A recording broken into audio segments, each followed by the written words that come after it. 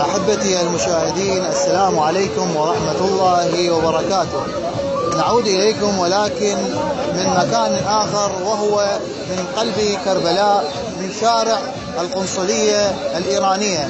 الآن نحن في موكب أحباب الحسين من أهالي العزيزية. طبعا هذا الموكب قطع الطريق لكي يتشرف بخدمة الزائرين. دعونا نلتقي بكفيل الموكب ليحدثنا عن الخدمات التي يقدمونها في هذا الموكب. السلام عليكم. عليكم السلام ورحمة. الاسم الكريم؟ حسين عايد الحاج عويس سلمان، تميمي، محافظة واسط القضاء العزيزية، كفيل موكب أحباب الإمام الحسين. بسم الله الرحمن الرحيم، والصلاة والسلام على أشرف الخلق أبي القاسم محمد وعلى آل بيت النبوة الطيبين الطاهرين، واللعنة الدائمة على أعدائهم أجمعين من يومنا هذا إلى يوم الدين. الحمد لله الذي هدانا لهذا، ولولا الله لما كنا نهتدي. الحمد لله الذي جعلنا في مذهب أمير المؤمنين علي بن أبي طالب.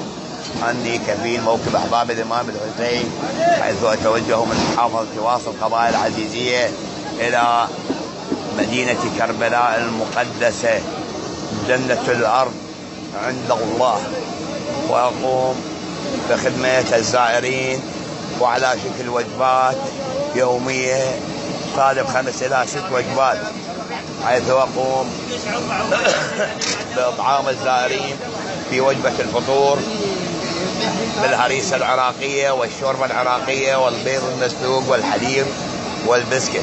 وفي الغداء أقدم لهم التمن العراقي والمرق كما واللحم، وأيضا أضيف إليها الباشا العراقية. وفي المساء أقدم لهم التمر والكعك والشاي والحامض والقهوة. وفي الليل أقدم لهم البقوليات، الباقلاء والحمص وحلاوة التمن والنشا والكاستر. وأني مستمر في هذه الخدمة إلى أن يأتي أجلي وينتهي أمري في الدنيا، ونحن عشاق الحسين وخدام لمشاية وزوار الإمام الحسين. هذا ولكم جزيل الشكر والاحترام. طيب، كم يوم مضى على مكوثك في أرض كربلاء وخدمة الزائرين؟ والله لحد الآن صار لنا 12 يوم، وأبقى ورا الزيارة 3 أيام، حيث أبقى الجمعة والسبت والأحد، ويوم الاثنين أرحل إلى مدينة النجف الأشرف.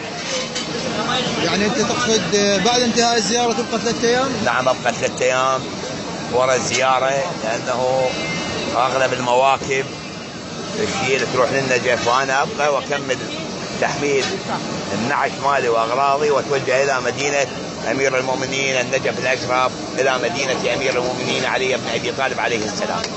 طيب، في ظل الظروف الراهنة تعرف أن نواصب التكفيرين الدواعش يهددون ويتوعدون بالزائرين كيدا، ماذا تحب أن تقول لهم؟ احنا شيعة وزلم علي، ما نهتم لا للمنية ولا للدواعي ولا للتبجير ولا للإرهاب، بالعكس وش ما يكثرون التبجير بينا وش ما يكون الموت إنه أكثر، احنا بعد مستعدين على الموت وماشيين على خطوات الموت، لأنه ماشيين على نهج الإمام الحسين، على الثورة الحسينية، وكيف انتصار الدم على السيف بصبر الحسين وآل بيته الطيبين الأطهار وأصحابه الأطهار. والحمد لله الذي جعلنا في هذا المذهب العريق، مذهب أمير المؤمنين علي بن أبي طالب عليه السلام.